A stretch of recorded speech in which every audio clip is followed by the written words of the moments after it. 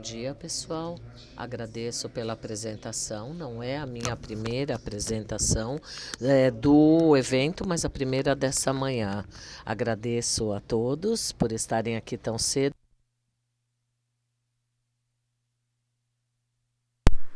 Perfect. Meu nome é Thomas, eu sou o fundador da Flex Optics e também sou o CTO da Flex Optics, uma empresa especializada em transmissores flexíveis e de alta velocidade. Realmente, eu vou entrar realmente em detalhamento dessa tecnologia. Eu venho de uma região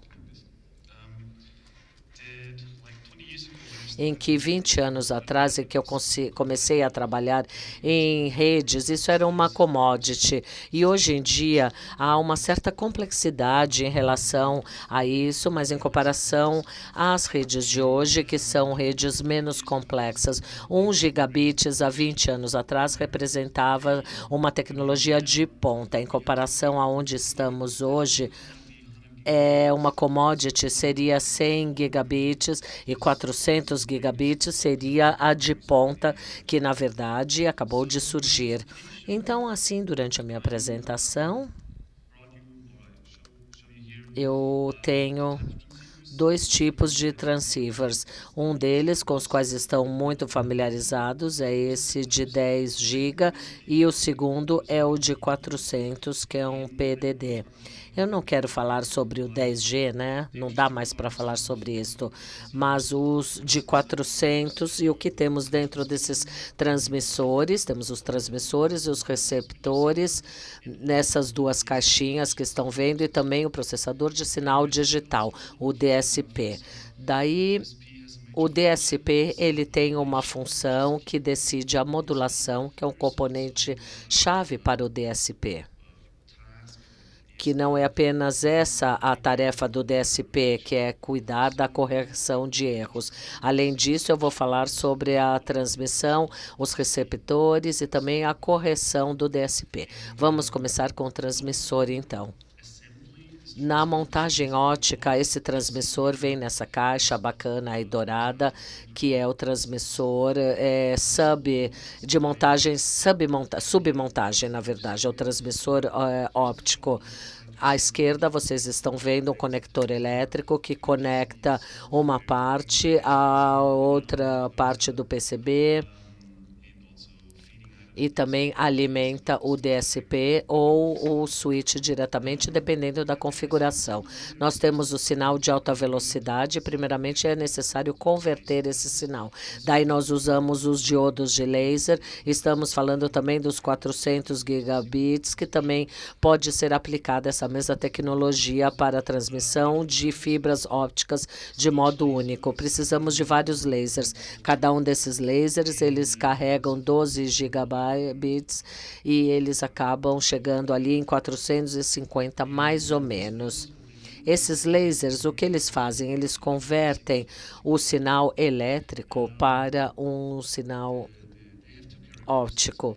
Eles têm 2 características. Basicamente, precisam de corrente para operar e para se aquecer. Segundo, a luz que é emitida por esses lasers, na verdade, eles se expandem, é um foco aberto e não muito focado. Então, essas são as 2 características. A primeira dessas características que vamos precisar é de um resfriador elétrico que também usa a corrente para resfriar a corrente e estabilizar os lasers. E por que é importante estabilizar os lasers? Se eles se aquecerem demais ou se houver muita variação na temperatura, a luz que eles emitem dos lasers vão acabar se dissipando. E é isso que queremos evitar. Nós queremos que os lasers fiquem estabelecidos no comprimento de onda, porque uma vez que esse comprimento de onda acaba se dissipando, nós acabamos tendo essa mudança de interface, que é um papel muito importante, que é ter um resfriamento apropriado para manter a temperatura do laser estável.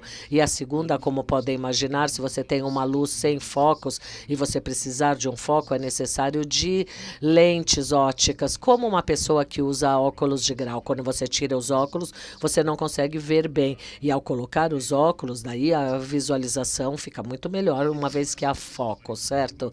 E essa parte, essa caixinha dourada é muito importante. Ela tem uma dimensão de 5 por 10 milímetros. Esse é o tamanho total da caixa. E essas lentes, elas têm uma dimensão realmente muito pequenininha, 5 milímetros, super pequena. No processo de produção é necessário colocá-las em XYZ.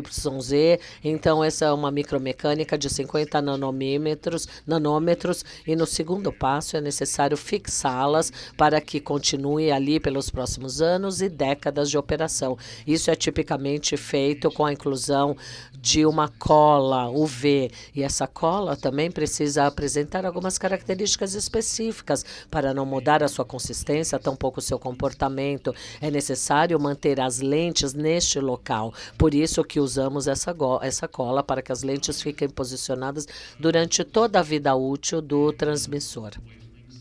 Daí temos a lente de foco, os comprimentos de onda e as luzes vermelho, azul e verde. Agora, para essa luz chegar até o receptor, onde você pluga o seu conector para conseguir aquecer a fibra, é necessário ainda um componente adicional. Isso é tipicamente feito com um multiplexor óptico. Vocês conhecem, não é esse multiplexor quando você está trabalhando com 8 ou 9 canais, ou até mais do que isso. Este é um bloco de filtro muito fininho, muito pequeno, que trabalha com 4 canais. E como funciona?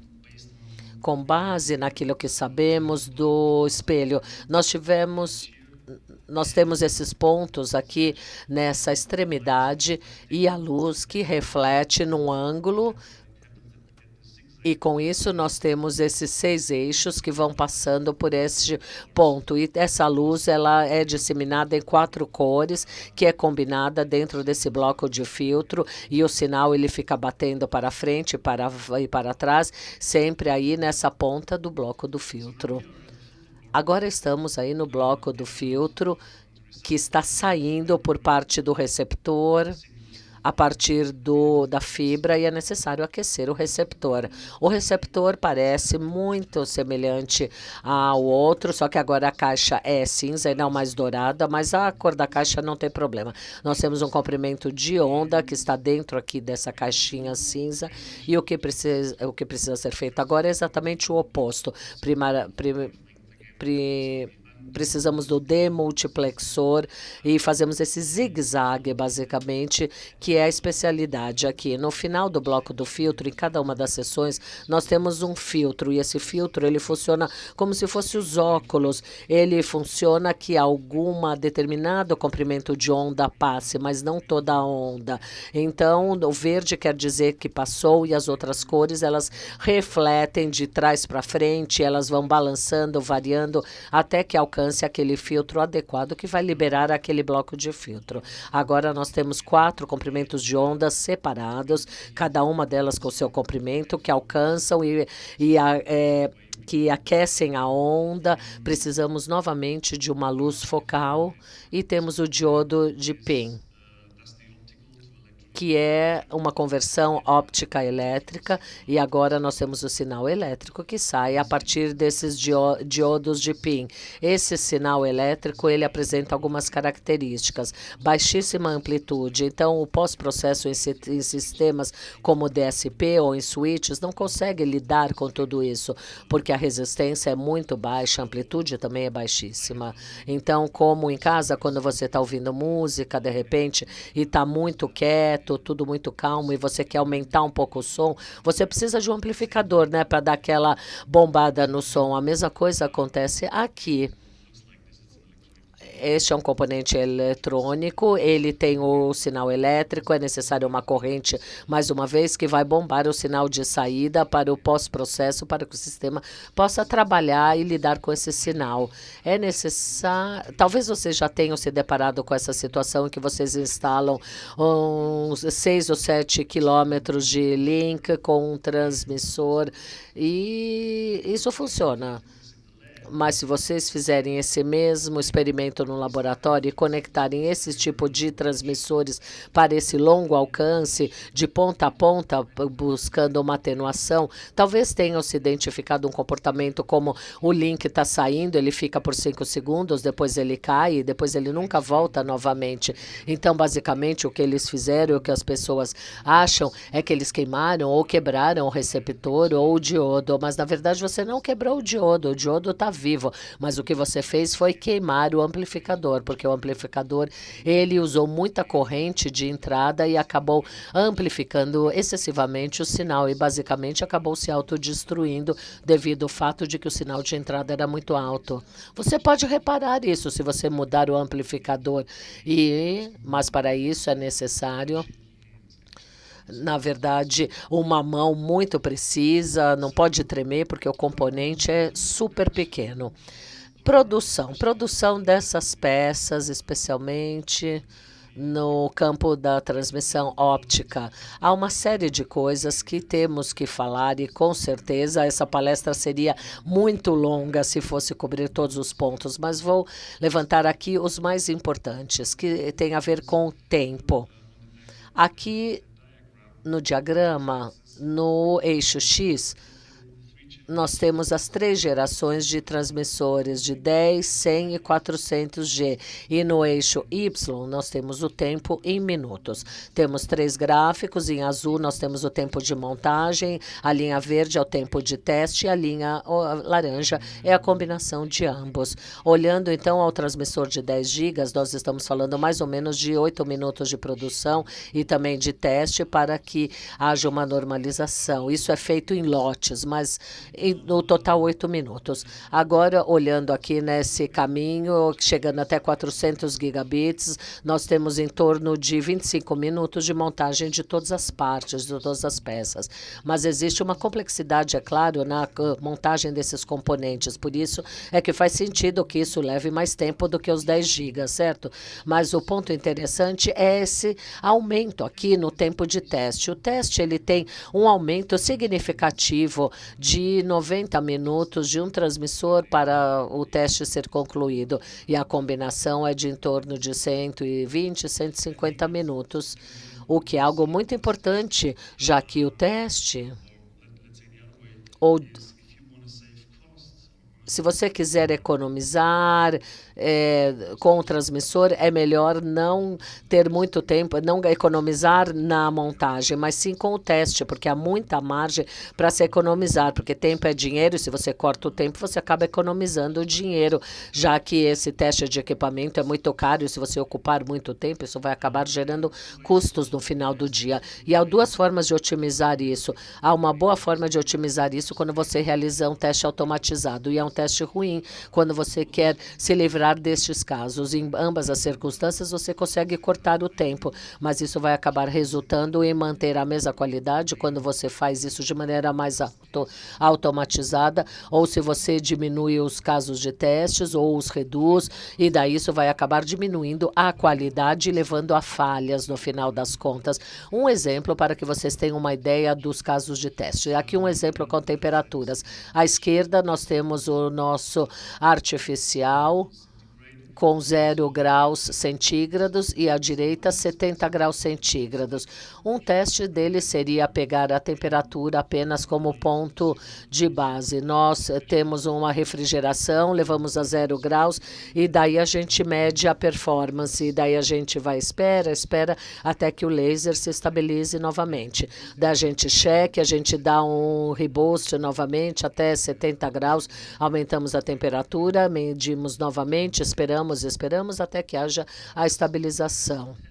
E daí essa peça passou no teste. E ao invés de ter temperatura, ao invés de adicionar apenas temperatura, adicionarmos tempo a esse teste. O resultado será totalmente diferente. Começamos com a temperatura ambiente, daí baixamos a temperatura para 30 segundos em 0 graus, permitindo que o transmissor, por exemplo, tenha mais uns 30 segundinhos para conseguir se estabilizar o comprimento de onda. Daí aquecemos para 70 graus em 60 segundos e também realizamos as medidas e damos aos transmissores todos esses 30 segundos para se estabilizar.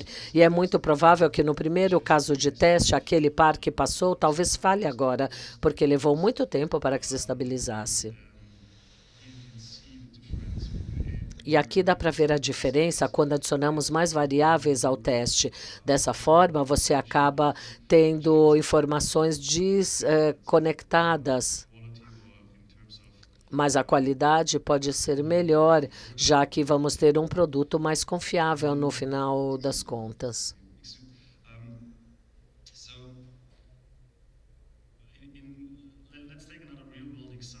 Vamos ver mais um outro exemplo da vida real que vai conseguir ilustrar melhor para vocês aquilo que eu estou falando. Nós temos aqui esse cavalo que está girando a roda e o motor aqui está levantando o peso, não é? Então, é uma força, né? Quando o cavalo gira, o peso sobe. Então, mesmo que essa engrenagem quebre aqui, o sistema não vai mais funcionar, certo? E o reverso também pode acontecer, uma influência em outros componentes, que é o peso que pode acabar destruindo outras coisas. E o mesmo pode acontecer no transmissor. Mesmo que o componente falhe, pode acabar destruindo a influência desses componentes. Com certeza, no final das contas, o objetivo é ter uma luz verde na produção de uma maneira tempo eficiente. E o ponto-chave aqui é a automação. Automação de alto nível, melhorando todo o processo, especialmente quando trata-se de testes. No início, eu falei para vocês sobre o DSP com aquela função de correção de erro, né? O FEC. Dentro do DSP, essa correção é necessária desde que não só para 100 gigas, mas para 400 também.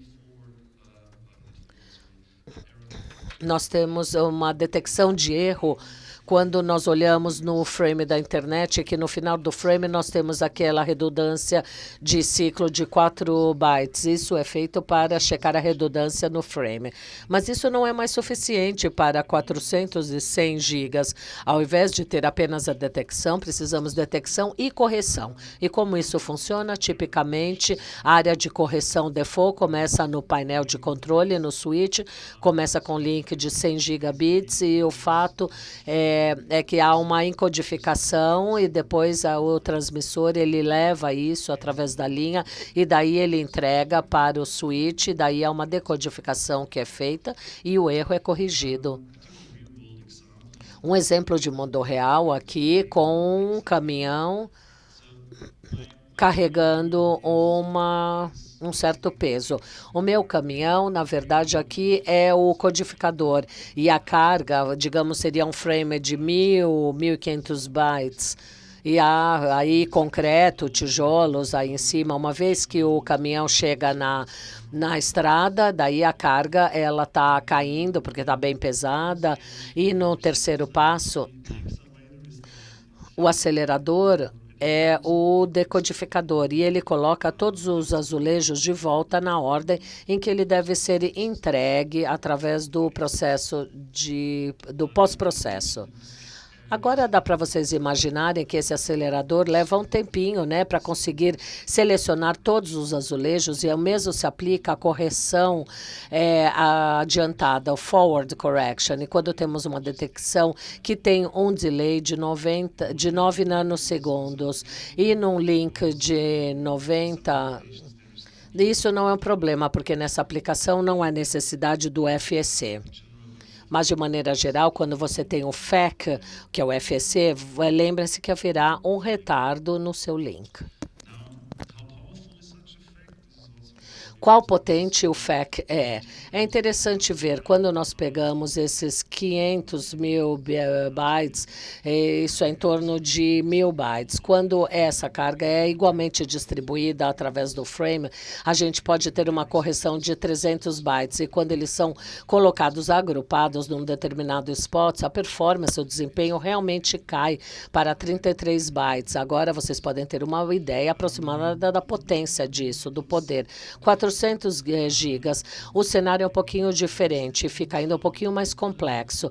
Nós ainda temos essa área de correção default no switch, mas esse é o FAC2, ele faz o encode, e do lado do transmissor também temos o FAC2, que está dentro do DSP, e ele faz a decodificação, na realidade, que é a comunicação entre o switch e o transmissor. O sinal passa através do FAC1 e depois ele passa através da fibra e para o outro lado, e vice-versa, afetando o decode e afeta o decode, daí ele passa para o switch. Com isso, nós temos 4 FACs empregados em todos os links, gerando um delay, um retardo ainda maior, e eu acho que isso é importante saber também. Quando falamos sobre um uso prático no campo, é possível que tenham identificado quando vocês constroem aqueles links de 100 GB, quando apresenta-se um erro ali no link. Este é o momento em que é necessário checar a configuração, se ele está capacitado ou não. Isso normalmente é feito de maneira automática através do transmissor, digamos que seja um transmissor de uma base múltipla. Isso já fica acionado por default, e quando você pluga um L4, isso é capacitado, já está acionado. Eu já me deparei com implementações em que o FAC não está capacitado, e daí acabando sendo uma transmissão S4, então você deve fazer uma checagem dupla quando ele é habilitado manualmente, daí talvez você verá que os erros irão desaparecer no teu link. E o segundo deles é quando há uma quantidade desigual de FACs. Quando você tem um FAC ou 3 FACs em 400 gigas, ou como esse carrinho aqui, que ele é muito grande, não é? Para o XL conseguir transportar, e daí não vai funcionar.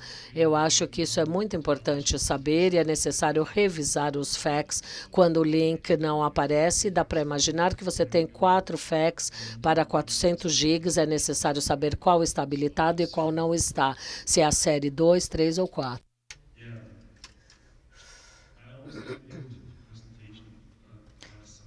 Eu gosto de fazer um resumo ao final da apresentação. Apresentei muitas teorias, mas na prática, o que é factível na parte de tecnologia dos transceivers? Aqui eu fiz esse resumo daquilo que eu observei para 2019 e que eu espero ver em 2020. O LR4 de 400 GB ainda não é padronizado. A padronização ela é feita pelo IEEE, e nós temos ali uma janela de nanômetros que vai até quilômetros. A indústria está construindo os transceivers e ainda não vendeu muitos, não determinaram qual comprimento de onda eles vão trabalhar. Será que eles vão pular para LAN WDM, que é para 1 gigabit, ou vai passar para o CWDM4, que o comprimento de onda é muito maior, 90. Eu acho que isso não vai ser vendido ainda este ano, talvez no ano que vem, mas precisaremos. Se vai ser um espaçamento de 500 nanômetros, se vai ser de menos, enfim, temos que chegar a uma padronização, porque se for um espaçamento de 20 nanômetros, talvez seja mais barato produzido que utilizando a tecnologia do LAN WDM. Eu fiquei impressionado com 100 gigabits, já ver que em 2019 estão surgindo novidades nesse aspecto. Não fui eu que fiz esse barulho, não. Eu acho que tem uma certa lacuna. Nós chegávamos até 30 quilômetros com luz R4, mas não temos movimento em 100 GB. Em 2000, tivemos algumas soluções de R4 puras para 4 quilômetros, ou então trabalhando com 8 quilômetros, com 100 gigabits. Quando eu falo em 100 gigabits, não pegamos a família do CFP-X em consideração. Eu acho que não vamos observar muito mais esse tipo de tecnologia na camada 3.